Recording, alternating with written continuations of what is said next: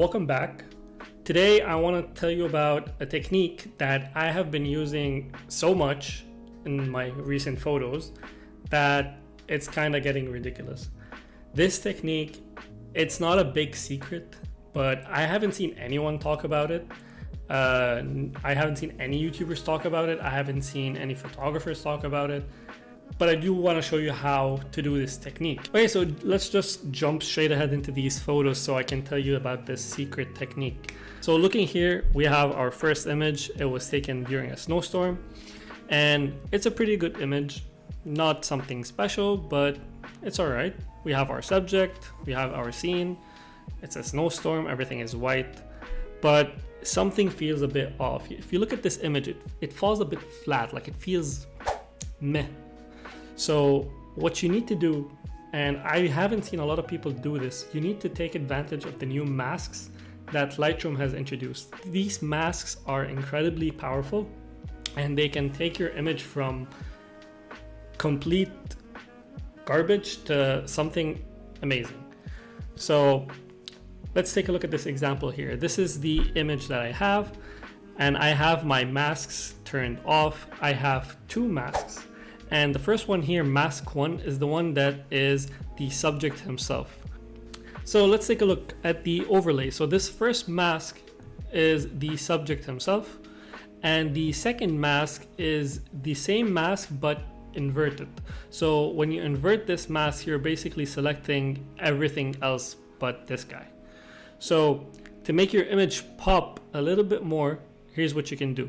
You select your subject, and you go down and you increase your clarity just a bit, you increase your texture just a bit, and you increase your saturation. And this is gonna make your subject look way different than the background, and the background is gonna look completely like the complete opposite of your subject.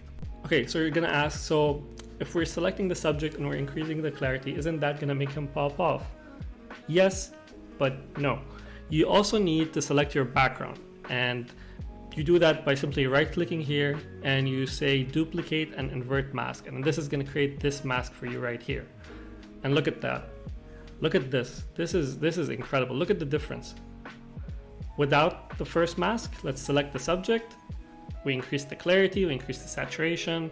His hat is a bit more red, and then boom. Look at this. What we're doing here is I'm selecting the background, I'm dropping the temperature, making it a bit colder because it's a snowy day.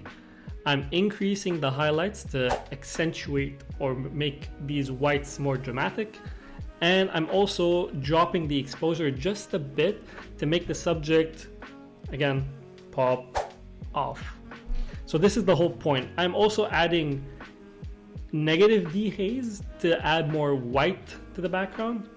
And that creates like a hazy, foggy look for the background. Meanwhile, your subject is super clear and in focus. Let's jump to the next photo. I'm gonna show you exactly what I mean. So this is the second image that we're gonna work with. If you look here, I'm gonna turn these off. All right, so I'm gonna turn all of these masks off. So this is the image that we're working with. You select your subject, you increase your clarity, and you increase the saturation. And look at this, look how much different this looks. This is incredible. You also select your background, make it a little more blue, and you decrease the exposure, add a bit of negative dehaze, and boom, your subject is popping out in the image. Let's go to the third example.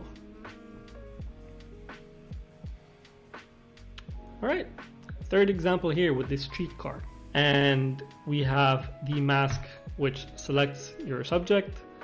Obviously here we increase the highlights. You can play around with these sliders however you see fit, but what I really always like to do is increase the clarity and increase the saturation. Then you select the invert or the inverse. You make it colder. You add maybe a negative dehaze, you maybe decrease the saturation a bit to make the reds on the streetcar look way more dramatic.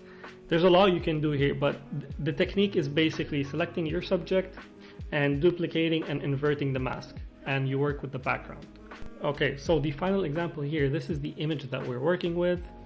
Not a bad image, nice composition. We have this man here in the middle of the storm, and you select your subject, which in this case is both the man and the pole. And if we look here, increase saturation, increase the clarity, even dehaze the bit in this case, and even drop the exposure a bit to make him darker while everything in the background is way white. And with the inverted mask, we made the temperature colder, and that's pretty much it. Just keep using this technique. Select your subject, select the inverse, and play around with both masks till you get something you like to make your subject pop off. That is pretty much it for this video. I don't want to take too much time, but it's a technique that I haven't seen a lot of people talk about. I don't know why. It is such a great technique. It is so simple, and it's pretty much a great way for anyone to make their subjects pop out of the image, make your images a little bit more crispy. And yeah, that's it for me, guys. Thank you for watching this quick tutorial video. I hope you like it. I hope you subscribe. Thanks to everyone who subscribed in the past few weeks. I really appreciate it, and I love all your comments. I read all the comments, obviously. Your support keeps me going, so thank you. Have a good one, and I'll see you guys next time.